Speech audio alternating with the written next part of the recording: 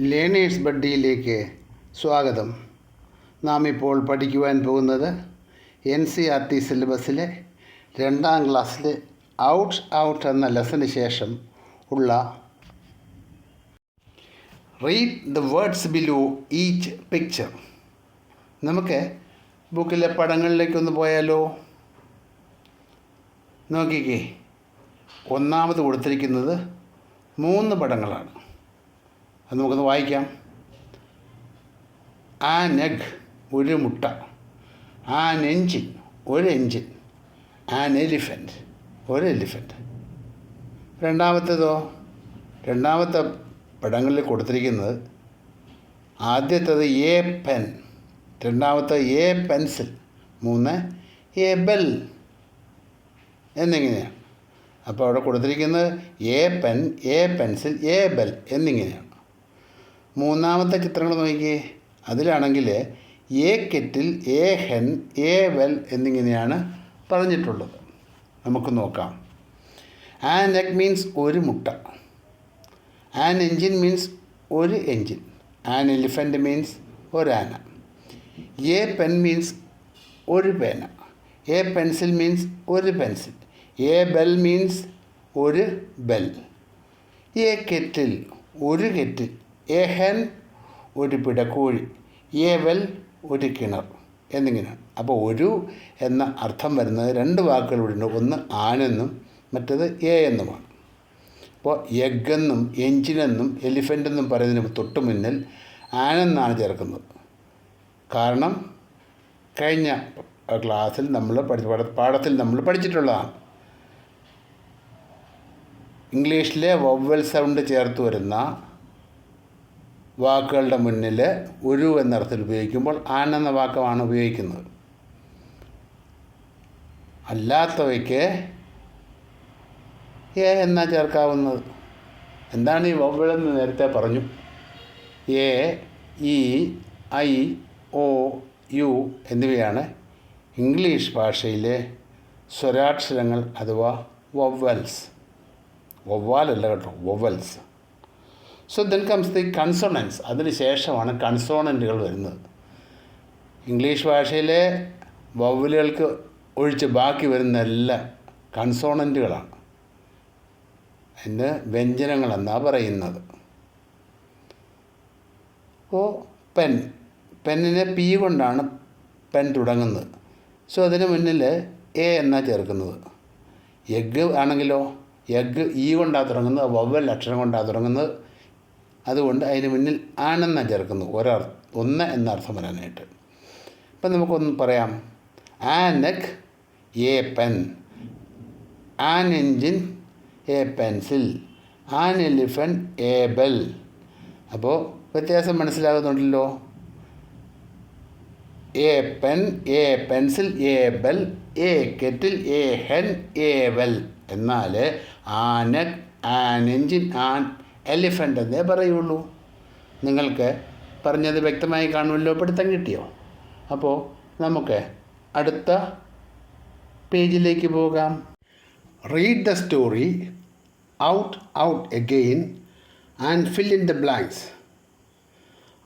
Out എന്ന കഥ വീണ്ടും വായിച്ചിട്ട് ഇവിടെ ബ്ലാങ്ക് ആയിരിക്കുന്ന ഭാഗം ഫില്ല് ചെയ്യണം.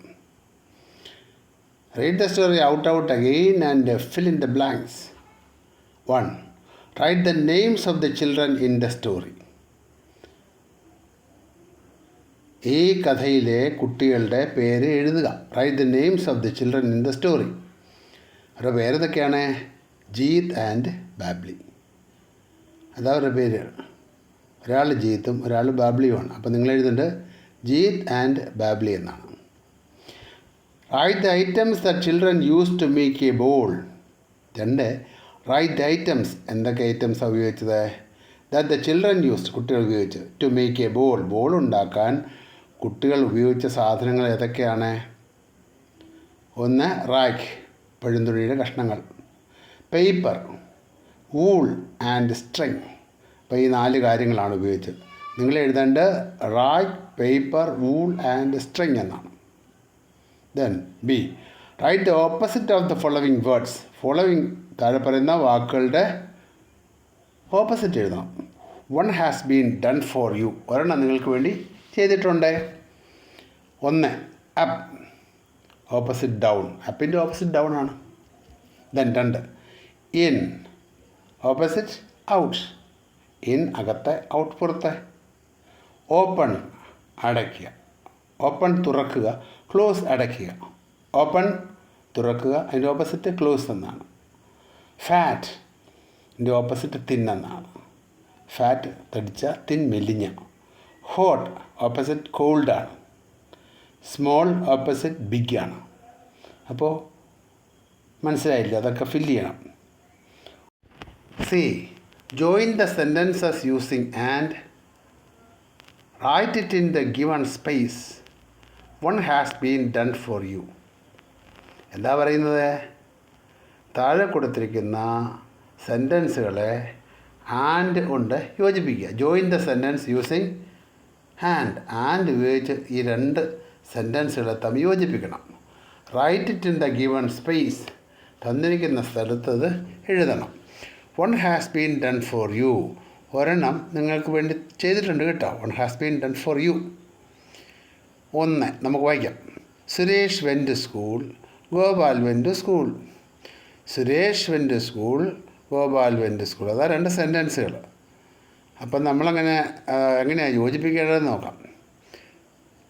ഒന്ന് വായിക്കുക. Suresh went to school, Gopal went to school. 2 സെൻറ്റൻസിലും വെൻ ടു സ്കൂൾ എന്ന് പറയുന്നുണ്ട്. പൊതുവായിട്ടുള്ള കാര്യം അതാണ്, വെൻ ടു സ്കൂൾ. അപ്പം നമുക്ക് ഒരു വെൻ ടു സ്കൂൾ മതി കൂട്ടി യോജിപ്പിച്ചാൽ. അതുകൊണ്ട് നമ്മളെന്ത് ചെയ്യും? സുരേഷും ഗോപാലും എന്നുള്ളത് പറയാണ്ട് Suresh and Gopal went to school എന്ന് പറയും. അപ്പം നമ്മൾ സെൻറ്റൻസിനെ യോജിപ്പിച്ചേ. അതാണ് നമുക്ക് വേണ്ടത്, എഴുതി തന്നിട്ടുണ്ട് കേട്ടോ. Suresh and Gopal went to school എന്ന്. ദെൻ സെക്കൻഡ്, അത് നമ്മൾ തന്നെ ചെയ്യേണ്ടതാണ്, വേറെ ആരും ഒന്നും ചെയ്തു തരൂല. സോ നമുക്ക് നോക്കാം, ചെയ്യാമെന്ന് നോക്കാം. I like to eat mangoes. എനിക്ക് മാങ്ങ തിന്നുന്ന ഇഷ്ടമാണ്. I like to eat grapes. എനിക്ക് മുന്തിരിങ്ങ തിന്നുന്ന ഇഷ്ടമാണ്. അതെങ്ങനെ യോജിപ്പിക്കുക? 2 സെൻറ്റൻസിലും പൊതുവായിട്ട് വരുന്നത് എന്താണ്? ഐ ലൈക്ക് ടു ഈറ്റ് എന്ന. 2ലും ഉണ്ട് കേട്ടോ. I like to eat mangoes, I like to eat grapes. 2ലും ഐ ലൈക്ക് ടു ഈറ്റ് എന്ന് കിടപ്പുണ്ട്. അത് നമുക്ക് ഒരു പ്രാവശ്യം എടുത്താൽ മതി. ഐ ലൈക്ക് ടു ഈറ്റ് മാംഗോസും ഗ്രേപ്സും അങ്ങനെ പറയണമെന്നുണ്ടെങ്കിൽ I like to eat mangoes and grapes എന്ന് പറഞ്ഞാൽ മതി. അവിടെ ആ എന്നൊരു ശബ്ദമില്ലേ, അതിന് പകരം ആൻഡ് അങ്ങനെ ചേർത്താൽ മതി. I like to eat mangoes and grapes. മാംഗോസും ഗ്രേപ്സും. അപ്പോൾ ഒറ്റ പ്രാവശ്യം ആൻഡ് ചേർത്താൽ മതിയേ. I like to eat mangoes and grapes. അത് എഴുതണം. എന്താ താഴെ ഇടാവുന്നുണ്ടല്ലോ, അവിടെ എഴുതി വെക്കണം. I like to eat mangoes and grapes എന്ന്. മനസ്സിലായോ? ഇനി 3ാമത്തത് നോക്കാം. The cat sat on the mat. The dog sat on the mat. അതെങ്ങനെ പറയുക? ഈ സാറ്റ് ഓൺ ദ മാറ്റ് എന്നാണ് 2 വട്ടം പറഞ്ഞിരിക്കുന്നത്. അത് നമുക്ക് ആവശ്യമില്ല. അപ്പോൾ the cat and the dog sat on the mat എന്ന് പറഞ്ഞാൽ മതി. The cat and the dog sat on the mat. മനസ്സിലായില്ലേ? ഇനി അതങ്ങ് എഴുതിയാൽ മതി. 4 this ball has yellow dots on it. This ball also has green dots on it.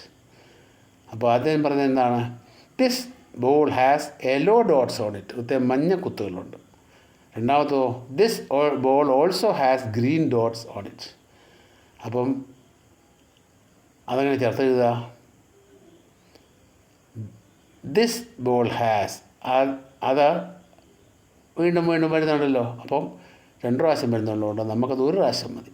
This ball has yellow and green dots on it എന്ന് എഴുതിയാൽ മതി. Yellow and green dots on it. This ball has yellow and green dots on it. ഞാൻ 5ാമത്തെ നോക്കാം. There are tables in my classroom. There are chairs in my classroom. ഇതിൽ ആവർത്തിച്ച് വരുന്ന ഏത് വാക്കുകളാണ്? ഇൻ മൈ ക്ലാസ് റൂം എന്ന് അല്ലേ? അപ്പോൾ നമുക്ക് ആ ഇൻ മൈ ക്ലാസ് റൂം ഒറ്റ പ്രാവശ്യം എഴുതിയാൽ മതി. There are tables and chairs. There ആറും ഒറ്റ പ്രാവശ്യം എഴുതിയാണ്. There are tables and chairs in my class room.